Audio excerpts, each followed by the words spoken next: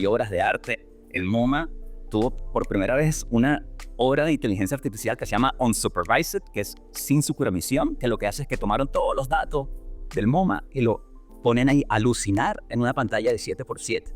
Y se ha cuestionado mucho si eso es arte o no, si es una pulsación humana de creatividad. Bueno,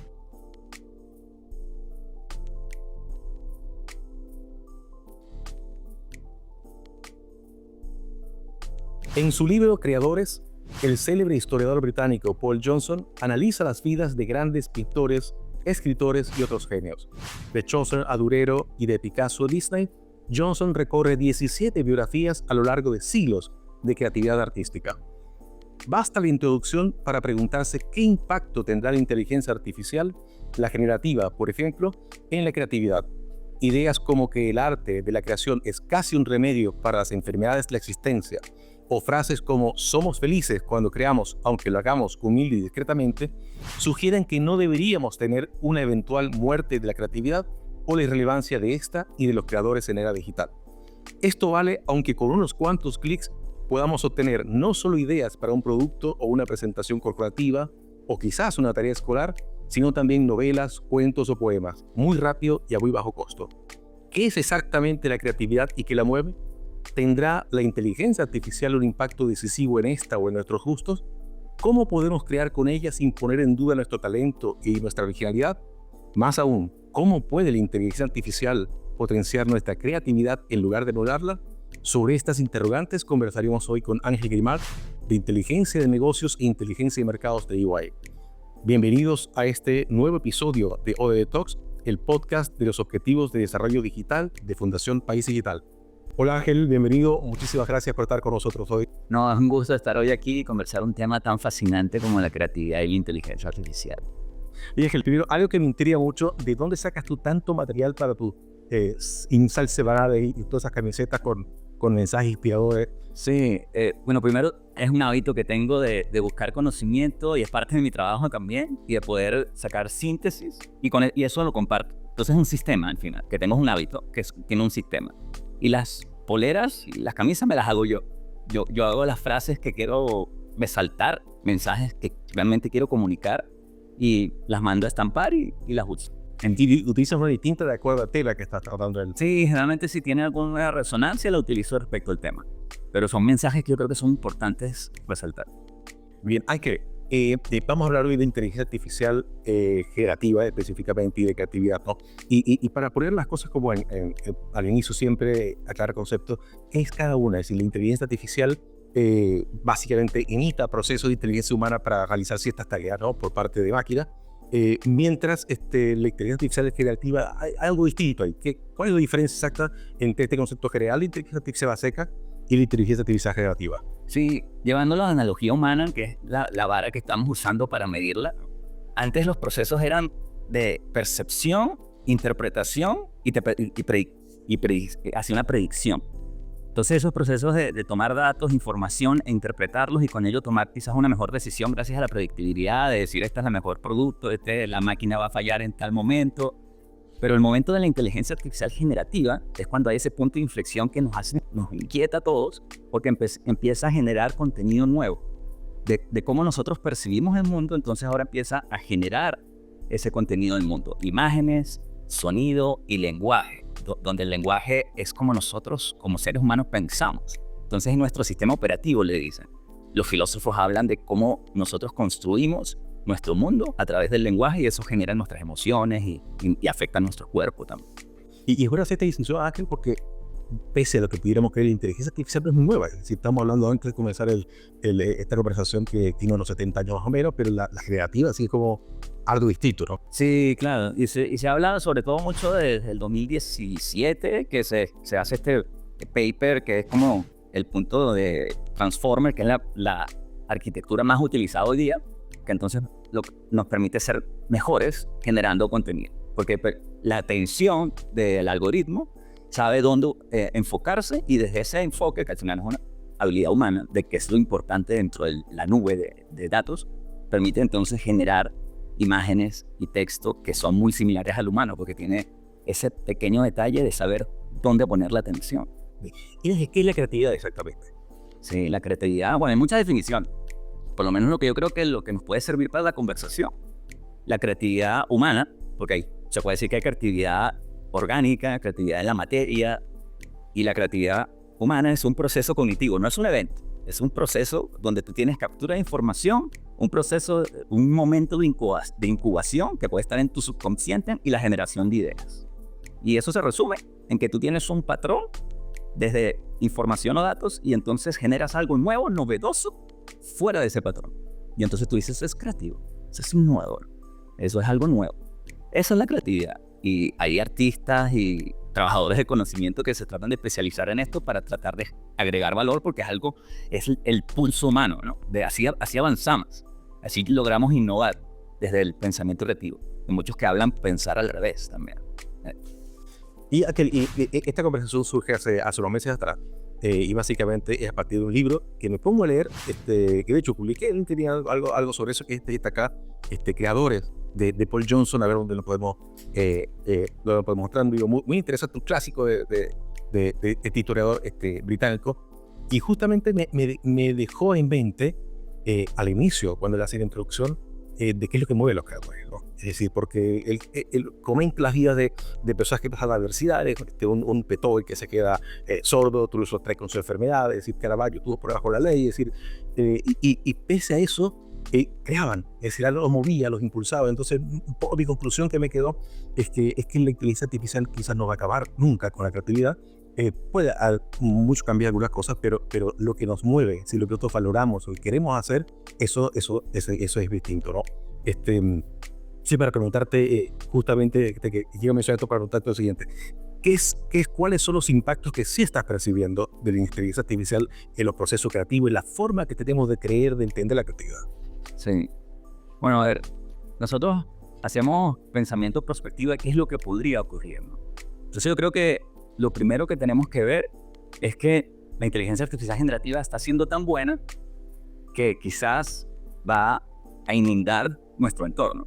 Nosotros tenemos una relación recursiva con nuestro entorno. Es decir, si yo veo que la inteligencia artificial es tan buena, hace lo que yo podría hacer mejor que yo, entonces quizás me siento como cohibido y puede que ese pulso humano disminuya. Entonces queda de parte nuestra tratar de mantenerlo. Y lo que tenemos que lograr hacer es una simbiosis humano-inteligencia artificial, donde los dos aportemos. Y eso es una tarea de experimentando. Todos estamos experimentando en esto, todos estamos aprendiendo porque es algo nuevo que tiene unos 3 años que se masificó.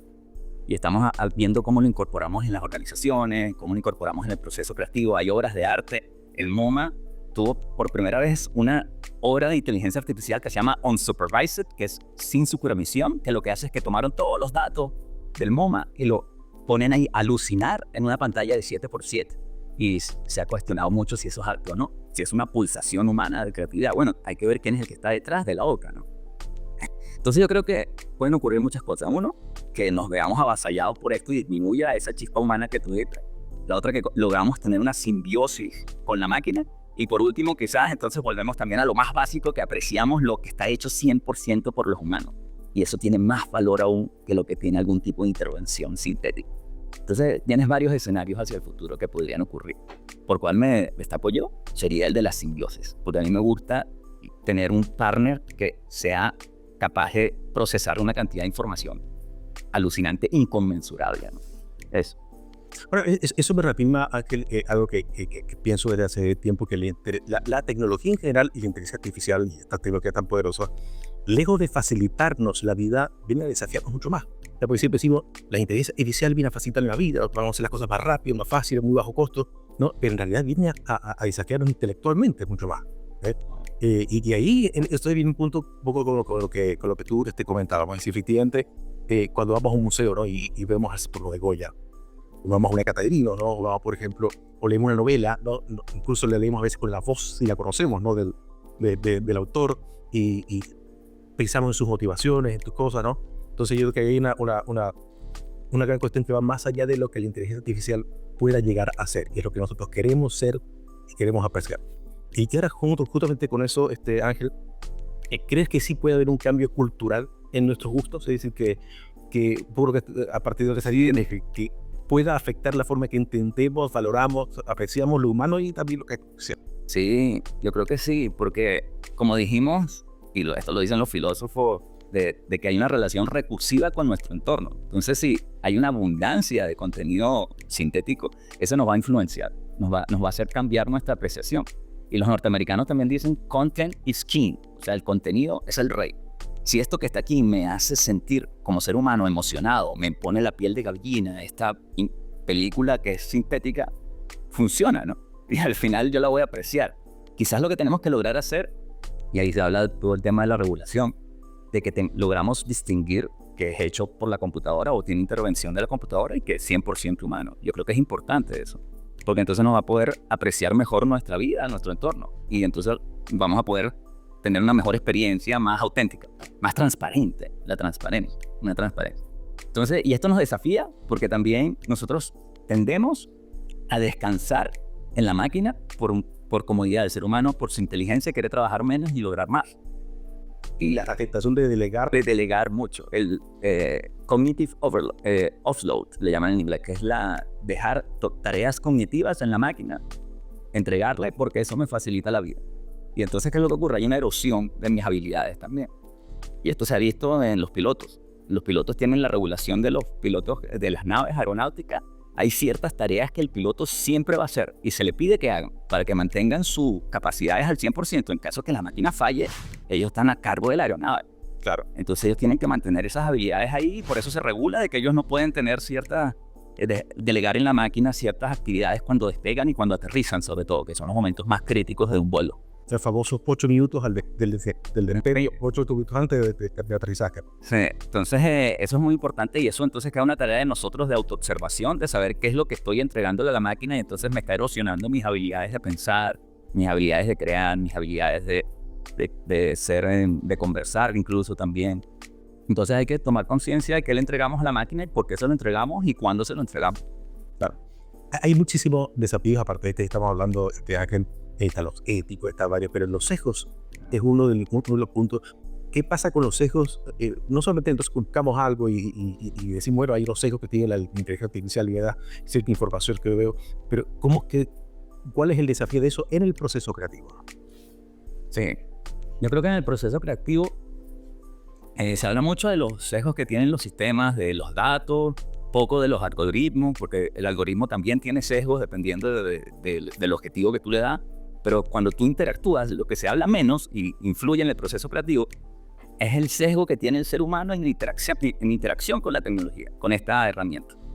Y ahí está el sesgo de automatización, que por ejemplo, ese es un sesgo que se ha estudiado también en la aeronáutica, donde tomamos lo que nos entrega la máquina sin criticarlo, sin ningún tipo de evaluación, sino que confiamos tanto en la máquina que lo tomamos sin pensar. Eso es el sesgo de automatización. Luego está el sesgo de elección, que es cuando me llega algo creado por la máquina y lo rechazo porque es algo sintético, sin siquiera considerarlo que me puede dar algo importante a mi proceso creativo. Entonces tienes esa. Luego tienes también el de confirmación, que es algo que yo trato de trabajar conmigo, sobre todo. El sesgo de confirmación, que es cuando me llega algo y soporta mi forma de pensar. Digo, oh, la máquina qué inteligente es, porque tiene igual que yo. Es un sesgo de confirmación. En cambio también está el mismo, que es cuando llega algo que está contrario a como pienso yo. Y digo, no, esto está sesgado, esto no sirve. Y es un sesgo, pero ¿por qué no lo revisas? Si quizás hace cambiar mi forma de pensar, mi forma de crear. Entonces esos sesgos de interacción con la máquina no se habla mucho. Se habla más de los datos, se habla más del algoritmo, pero no de cómo yo interactúo con la interfaz. Porque ahí también hay sesgos con la interfaz. Actualmente tenemos una interfaz que es muy mala, yo veo. Esta es la primera interfaz con la que estamos experimentando. Pero nunca se habla de la realidad extendida colisionando con la inteligencia artificial, que eso ocurrirá en unos 5 o 10 años más, pero actualmente es un chat, o sea, es una interfaz primitiva. Yo me acuerdo, yo llegué a programar en The Voice, el sistema Comare. Entonces yo ponía ahí crear un directorio y después apareció Windows. Entonces, ¿dónde está el Windows de la inteligencia artificial? Viene, ¿no? Pero no sabemos cuál va a ser, y eso están experimentando en ello, buscando el mejor hardware y la mejor interfaz. Ahora, voy a retroceder a un punto porque lo conversamos hace unos días, así muy la pasada. Hizo la abundancia de la creatividad. No voy a decir algo que yo sé que está secado, en el sentido de que Si yo voy a un museo, ¿no? y veo la genialidad concentrada en unos cuantos metros cuadrados, unos varios metros cuadrados, ¿no? Sí. Y claro, yo sé que es el curetaje, digamos, es una curatoría, pero una curatoría de lo mejor que hay, ¿no? Grandes genios y todo demás, pero a veces da la sensación de que en medio de toda esta abundancia, nosotros intentamos a los genios de hoy. Ay, debe haber, pero tú me comentabas, sí, parece que hay algo que está pasando, que está estudiado en un paper, algo así por el estilo, sobre qué está pasando por la genialidad y el número de genios y de... Ah, sí. Bueno, lo que ocurre, lo que te comentaba yo era que ahí de la economía, es un paper de la Asociación Estadounidense de Economía, que dice que cada vez que tú aumentas un área de conocimiento, una línea de conocimiento, se hace más difícil encontrar nuevas ideas. Requieres más investigación para obtener la misma cantidad de ideas que obtenías antes. Entonces se complica porque, claro, la frontera de conocimiento es tan avanzada que entonces es muy complicado llevarla más adelante. Entonces, claro, la genialidad quizás se hace más difícil.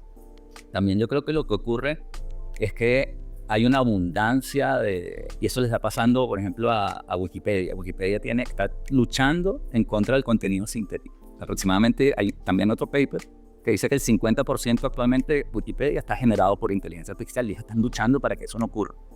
Y eso, ¿en qué afecta la genialidad? Es que entonces las fuentes de conocimiento que tú tienes pueden estar, llamémoslas sucias, están con un procedimiento recursivo y no está elegante o algo. Entonces te afecta tu proceso creativo.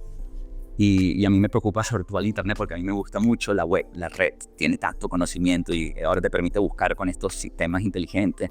Pero si además la ensuciamos, porque nosotros llevamos 25 años creando internet, Wikipedia tendrá unos 20 años, y nosotros la ensuciamos, tenemos el peligro de estar destruyendo parte de nuestro conocimiento colectivo.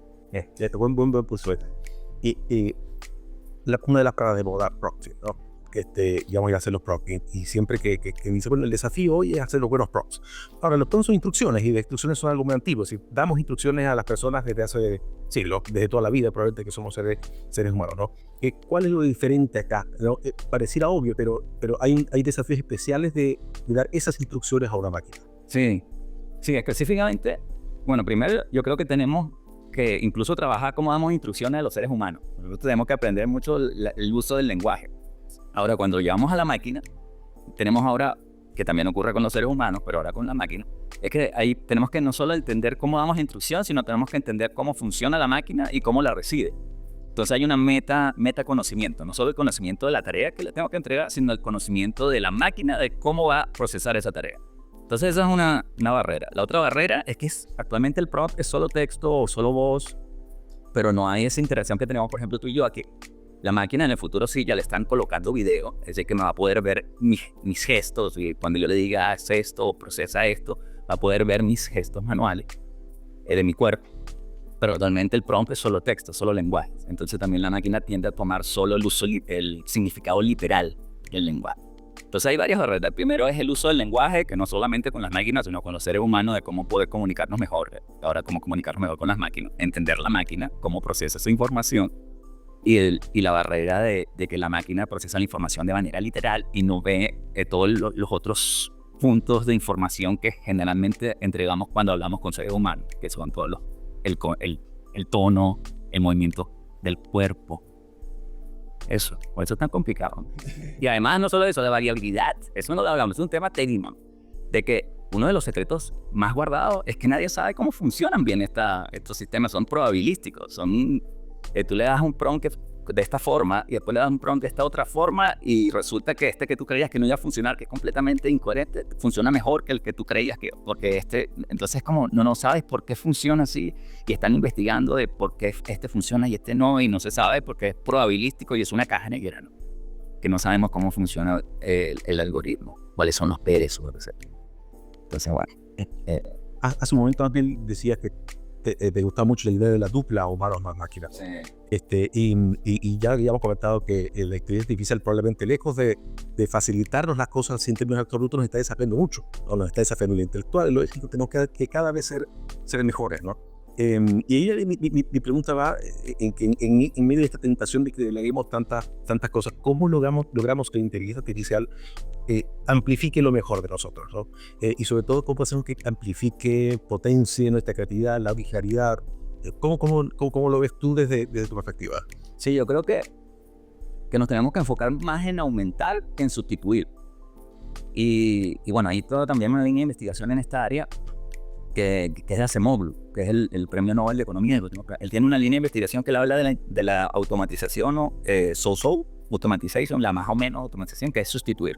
Tú lo que tratas es sustituir, pero la de aumentar es la que realmente nos va a agregar el mayor valor. Entonces, si nos enfocamos en aumentar, ahí entonces empezamos a buscar educación, de educar al usuario de cómo usa la tecnología, de cómo funciona la tecnología, para entonces poder hacer una mejor implementación de cuándo usarla, qué tarea es buena, porque también la frontera de las tareas es irregular. Por ejemplo, hoy día la tecnología me puede ayudar a redactar un texto creativo, me ayuda a un texto creativo, y en el futuro me lo va a hacer completamente, y entonces yo lo voy a editar. Va cambiando la frontera de las tareas.